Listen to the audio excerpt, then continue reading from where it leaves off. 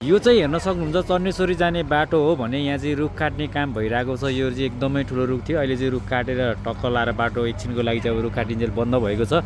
ठ्याक्क यो चाहिँ चन्नेश्वरी गणेशस्थान मन्दिरभन्दा अलिकति अगाडि रहेको छ भने यहाँ चाहिँ बिहानैदेखि रुख भटाभटी काट्न लागेको छ। अब त्यो रुखले काट्दै त्यो मिसिनले काट्दै उचाल्दै यतापट्टि रोडमा ल्याएर राख्ने काम भइरहेको छ भने अब केही बेरमा यो रुख कटिङ भइसकेपछि गाडीमा लोड भएर अब कता जान्छ होइन।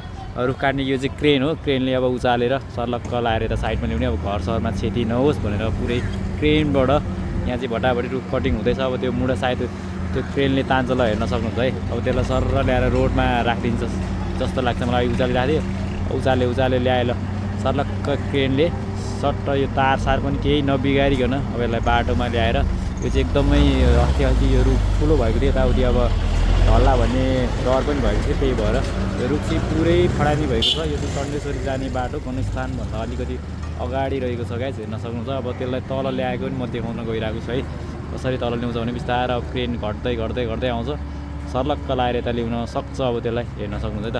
यो चाहिँ अब आधुनिक के प्रविधि भन्ने हो यो चाहिँ मलाई थाहा भएन। अब मेसिनबाट सर्लक्क कता त्यहाँ ल्याए अब ल्याउँछ, यतै वरै ल्याउँछ ल, हेर्न सक्नुहुन्छ। यतातिर भिड दर्शकहरूको हेर्ने लाइन छ। यो ठ्याक्क गणेशस्थान।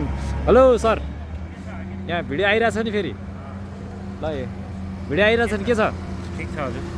अब यहाँतिर यहाँ रुख काट्ने काम, रुख भटाभटी कटिङ भइरहेको छ। त्यही भएर मैले त्यो एउटा यहाँ भिडियो देखाइदिएको छु होइन। त्यो यता ल्याउनु पनि कता लगाएँ? उता पछाडि लड झार्छ ल, यहाँ पछाडि लड झार्छ अरे, अगाडि ल्याएर झार्छ होला भने त पछाडि पो लिएर गयो। मैले यहाँ भिडियो खिच्दैछु अनि यहाँ हाम्रो हरिशरण बोसलाई पनि भेट्यो। बोस ठिक छ नि? अनि यहाँतिर हेर्ने दर्शकहरू पनि लाइन होइन वरिपरि। अब यो चन्डेश्वरी जाने बाटो के ठाउँ भन्छ यो? खासमा ठाउँ के हो?